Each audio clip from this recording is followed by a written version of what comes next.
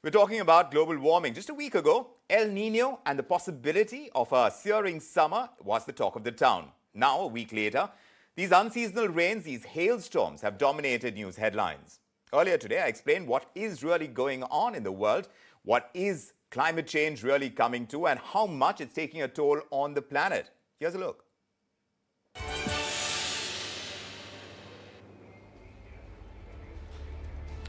Did you wake up to rains and hailstorm this morning? And did you meet serpentine queues of vehicles on your way to work? Well, chances are that many of you did. Over 10 states across India have seen light to moderate rain, and some have even seen hailstorms. And if the Met Department is to be believed, several parts of India will continue to witness rain accompanied by thunderstorms and even hailstorms, and this could happen over the next couple of days. The unseasonal rains have badly impacted standing crops in several states in India. Crops like wheat, mustard, cumin, among others, they've been destroyed across several states. So much so that the Met Department has advised farmers to postpone harvesting. Isn't it really surprising that just a week back we were discussing the prospects of an El Nino and a simmering summer, and now we're in the middle of unseasonal rains and hailstorms. So what exactly is happening? Well, the United Nations Climate Change Report has some clues. A report released by the UN's Intergovernmental Panel on Climate Change, IPCC like it's called, has warned that the world will surpass the critical threshold of 1.5 degrees Celsius by early 2030s. Scientists are warning that once the 1.5 degrees Celsius level is breached, climate disasters will become so extreme that people will not be able to adapt to the weather changes. And the report goes on to warn that famines, heat waves, and infectious diseases could claim millions of lives by the end of the century. So dire is the crisis that the United Nations Secretary General Antonio Guterres has called the IPCC report a how-to guide to defuse the climate time bomb. Further, the United Nations chief has demanded developed countries like the United States to eliminate carbon emissions a decade earlier than planned. And emerging economies like India, as well as China, have also been asked to hasten their efforts to cut down carbon emissions.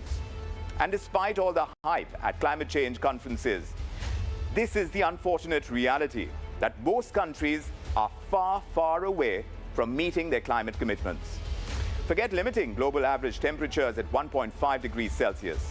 The IPCC's synthesis report has warned that the Earth may warm by a shocking 3.2 degrees Celsius by the end of the century. And this would translate to unprecedented rise in sea levels, the extinction of hundreds of species, and large-scale migration. So what is crystal clear is that the world is sitting on a ticking time bomb.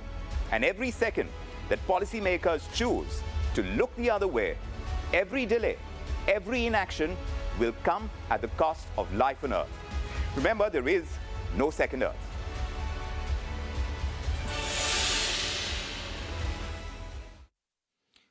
That it needs to be our constant reminder. There is no second Earth. Whatever we have to do right here, right now, because the bomb is ticking on climate change.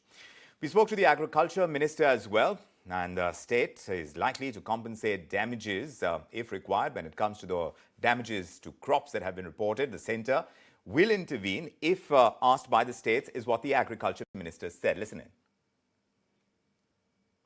स्वाभाविक रूप से कृषि के समक्ष हमेशा चुनौतियां बनी रहती हैं। बेमौसम बरसात अभी हुई है, उससे भी निश्चित रूप से फसलों को नुकसान पहुंचा है। भारत सरकार राज्य सरकारों के संपर्क में है, राज्य सरकारें उसका सर्वेक्षण करा रही हैं और राज्य सरकार को नुकसान की भरपाई करना है तो राज्य सरकार करेंगी। आवश्यकता लगेगी तो केंद्र को मेमोरेंडम भेजेगी। तो केंद्र हमेशा राज्यों के संपर्क में, राज्यों के साथ हमेशा किसानों की मदद के लिए खड़ा हुआ है। Those are reassuring words coming in from the Agriculture Minister. But yes, we're talking about a larger problem. Now, fixing the problem is not about being reactive, but taking proactive steps. Now, where are we on that fight against climate change? Let's discuss this with Jayant Dasgupta, the former ambassador and representative of India at the WTO. Great to have you with us, Mr. Dasgupta. Do tell us, in your opinion, how you see the impact of global warming playing out at this stage on emerging economies right now like India, because the predictions are getting more and more dire, aren't they? Indeed, that is true. There are three factors which are leading to this situation. The first one is, as we have just seen, unseasonal rains, excessive rains when a dry spell is required for the crops to mature, and the prices of general, for instance, fertilizers which are required being going up because of other factors like the Russia-Ukraine war, petroleum crude oil prices going up, etc. So there is a great deal of hardship being faced by the developing countries on account of climate change, which is exacerbated by the Russia-Ukraine crisis. So these are the factors at play. You did mention the agricultural repercussions. How much does an agrarian economy like India have to worry now, both from domestic consumption and, of course, our ability to take our agricultural output to the world as exports, Mr. Dasgupta? If we look at our agricultural production, especially in terms of cereals, wheat and rice, we are expecting a crop of about 112 million tons of wheat this year, as compared to about 107 million tons of wheat, which we had last year, out of which we had exported about 7 million tons. As of now, we have a buffer stock of approximately 8.5 million tons, when the norm is about 7.5 million tons. So on that score, we are reasonably well off. We are expecting about 33 million tons of wheat to be procured over the next 2-3 months. And that should put us on a sound footing in terms of wheat, because our requirement of wheat would be approximately 20 million tons for the National Food Security Act responsibilities to be discharged, and for other schemes like the midday meal scheme, like the ICDS scheme, etc. So on the wheat front this year, we are reasonably certain that we will have a stable position. As far as the damages are concerned, overall the damage in Punjab and Haryana has been estimated hitherto, to my personal knowledge, to be about 3%, which of course takes care of the whole state. But certain districts have been badly affected. Now, as the agriculture minister has stated, the states are assessing the damage in particular areas and districts, so that the farmers are facing distress. They will have to be compensated.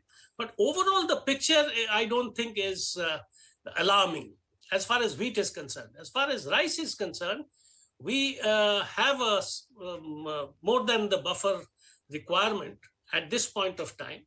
And we should have a surplus, in fact, when the Rabi procurement ends in the next 2 months or so.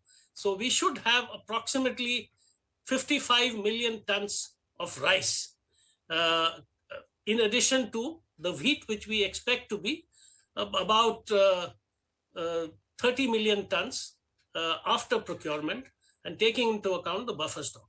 So wheat and rice, I think we are in a happy position as of now. Yes. Of course, if there are the unseasonal rains continue, if there are further hailstorms over the next fortnight or so, when the harvest is going to take place, then the situation may change. So like you said, as of now, Mr. Dasgupta, we are looking all right. But looking at the predictions that are being made, the United Nations and Mr. Guterres has gone out and spoke about dire consequences. He says the climate time bomb is ticking away, and he's talking about temperatures, average temperatures rising by 3.2 degrees. Now, compared to earlier predictions, looking at the possibilities of further rains, unseasonal rains, not just, as far as hit on agricultural output, but overall, because we are far away. Countries like US and China and India are far away from meeting their commitments on the the emissions front. And if we are going to be so far away and not take proactive steps right now, we would be in for deep trouble. Do you think that we are taking enough steps to be able to mitigate the huge risks that we face on the climate front? I agree with you entirely on the climate, the overall picture of the climate challenges that we are facing as a planet.